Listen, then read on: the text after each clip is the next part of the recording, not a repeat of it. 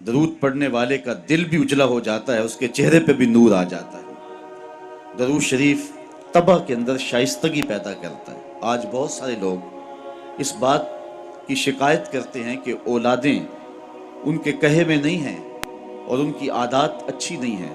اگر آپ چاہتے ہیں کہ ان کی طبع میں شائستگی اور جمال پیدا ہو جائے اور ان کی عادات میں حسن اور نکھار آ جائے تو ان کو درود کی تسبیح دو۔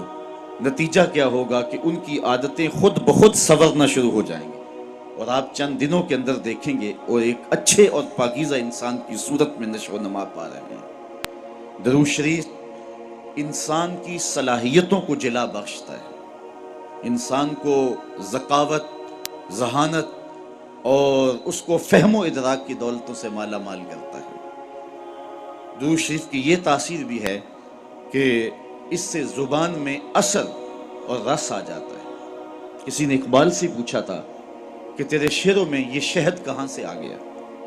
جو سخنور ہیں وہ جانتے ہیں کہ غالب کو اقبال سے بڑا شاعر سمجھا گیا ہے، جو حسن اور جو معاملہ بندی تغزل میں اور تراکیب کے استعمال میں جو حسن وہاں پایا جاتا ہے وہ اسی کا جو ہے وہ خاصہ ہے، لیکن جو عزت، جو تکریم اور جو شان اقبال کا مقسوم ہوئی وہ غالب کا مقدر نہ ہو سکی۔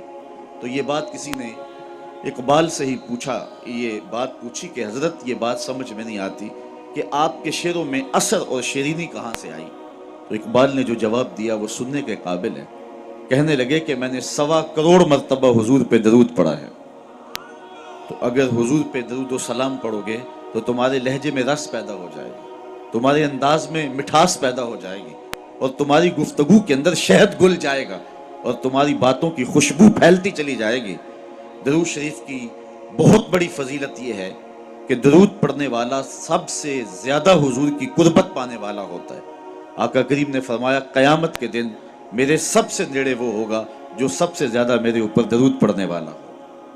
اور اس دور موجود کے اندر درود ہی تو شناخت ہے اہل حق کی، یہی تو شناخت اور پہچان ہے اہل حق کی۔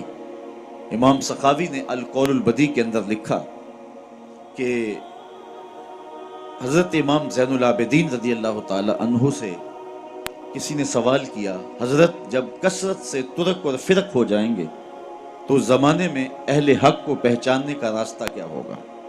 جب ہر شخص اپنی طرف کھینچ رہا ہو اور قرآن و حدیث سے دلائل فراہم کر رہا ہو، ایک عام آدمی تو سمجھ نہیں پاتا کہ حق پہ کون ہے اور باطل پہ کون ہے۔ ہر شخص تو قرآن کی بولی بول رہا ہے، ہر لفظ کی، ہر شخص کی زبان پر تو حدیث رسول کا وظیفہ ہے، اور 72-73 لوگ ایک آدمی کو کھینچ رہے ہیں۔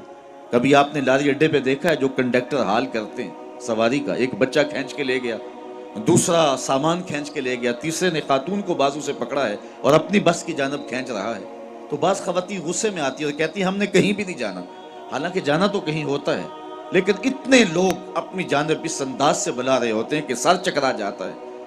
اس طرح لوگ اپنی اپنی جانب دعوت دے رہے ہیں، آواز دے رہے ہیں، بلا رہے ہیں، مختلف ڈھنگ اور مختلف طریقے۔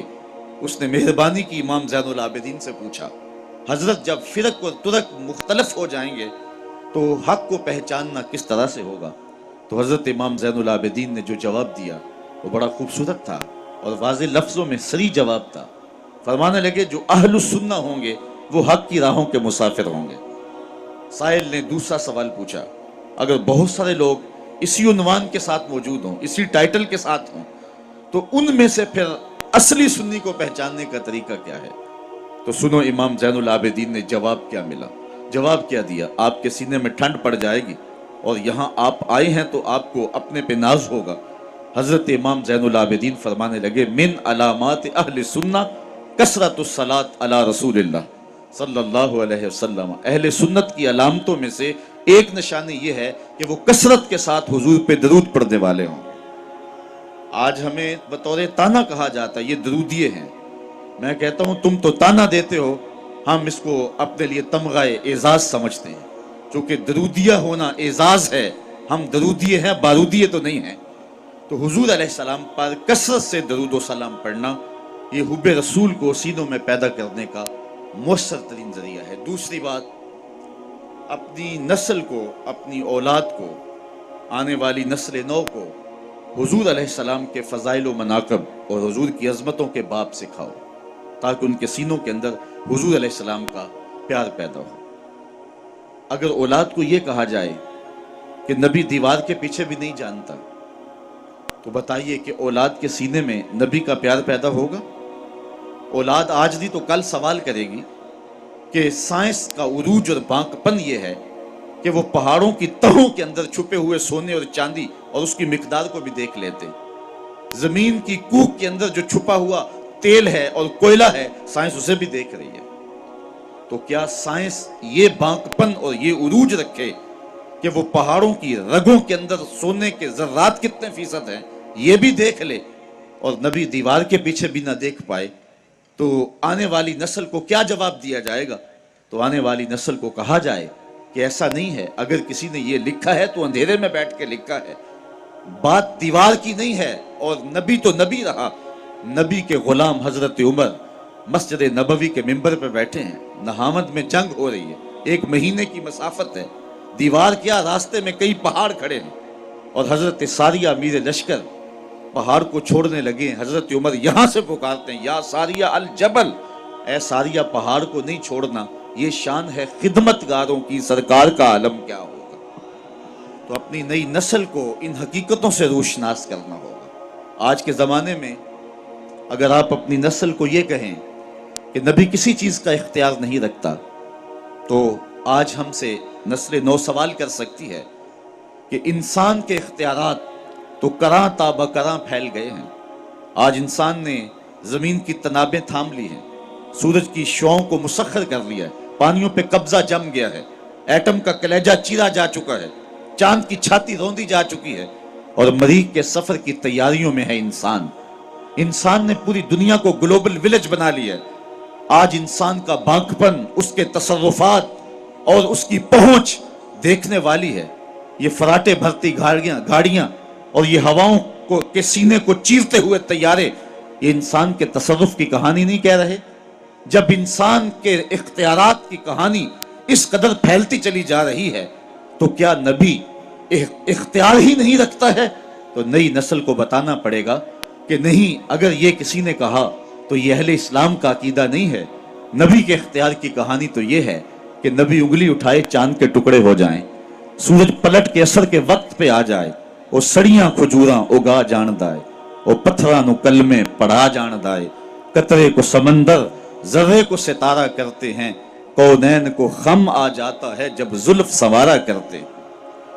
اپنی نسل نو کو بتانا پڑے گا کہ حضور کو جو اللہ نے اختیارات دیے ہیں، اور جو مناقب اور جو فضائل اور جو رفعتیں حضور کو نصیب ہوئی ہیں، وہ کسی اور کا مقسوم کبھی نہیں رہا، اور نہ کسی اور کو وہ مقام نصیب ہو سکتا ہے جو مصطفیٰ جان رحمت کو عطا فرما دیا گیا۔ آج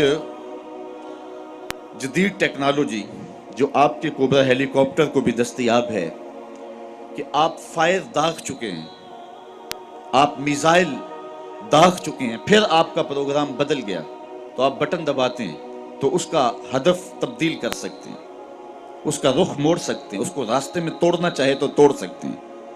کسی زمانے میں سنتے تھے کہ کمان سے نکلا ہوا تیر واپس نہیں آتا، آج نکلے ہوئے میزائل اور نکلی ہوئی گولیوں کے رخ موڑے جا رہے ہیں۔ آقا کریم علیہ الصلوۃ والسلام حضرت انسان کے اس اختیار کو جانتے تھے۔ حضرت عبداللہ ابن عباس سے روایت مروی ہے کہ ایک اعرابی کو دعوت اسلام پیش کی، اس نے کہا میں تو تب مانوں گا یہ کھجور کا لٹکتا ہوا خوشہ اگر آپ کی رسالت کی گواہی دے۔ تو حضور نے فرمایا کہ اگر یہ گواہی دے تو تم مان جاؤ گے؟ اس نے کہا انکار کی گنجائش نہیں رہے گی۔ تو آقا کریم علیہ السلام نے اشارہ کیا، وہ گچھا ٹوٹ کے حضور کے قدموں میں آ گیا، رسالت مصطفیٰ کی گواہی دی، اب انکار کی کوئی گنجائش نہیں تھی، اس کے لبوں پہ کلمہ جاری ہو گیا۔ اب وہ ٹوٹی ہوئی کھجوریں جو معجزے سے حضور نے جدا کی تھی، ان کو بانٹا بھی جا سکتا تھا۔ صحابہ ساری زندگی فخر کرتے کہ ہم نے معجزے سے توڑی ہوئی کھجوریں کھائی ہیں، اس صحابی کو مرحمت کر دی جاتی، ایمان کی خوشی میں بانٹ سکتے ہو۔ لیکن آقا جانتے تھے قرب قیامت میں میزائلوں کے رخ بدلے جائیں گے، کمانوں سے نکلے ہوئے تیر جو ہیں وہ واپس کیے جائیں گے، آقا کریم اس گچھے سے مخاطب ہو کے فرمانے لگے تجھے جس کام کے لیے بلایا وہ کام ہو گیا، اب واپس جا کے شاخ سے جڑ بھی جا۔ صرف توڑنا نہیں جانتے، جوڑنا بھی جانتے ہیں۔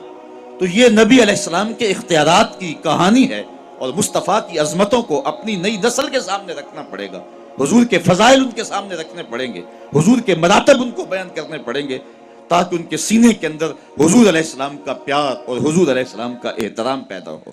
نسل نو کو حضور کی دہلیز پہ لانا ہوگا، اور انہیں آقا کریم علیہ السلام کے قصیدے سنانے پڑیں گے، حضور علیہ السلام پہ درود کی ترغیب دیں گے، ساتھ حضور کے کمالات کا بھی ذکر کریں گے کہ بیٹے حضور پہ درود پڑھ رہے ہو تو مت سمجھو کہ حضور سن نہیں رہے، تیرے درود کو مصطفیٰ جان رحمت مدینے میں بیٹھ کے سن رہے ہیں، وہ تو درختوں کی بولیاں سنتے ہیں۔ حضرت یعلا بن مرہ رضی اللہ تعالیٰ عنہ فرماتے ہیں کہ ایک غزوے سے ہم واپس آ رہے تھے کہ راستہ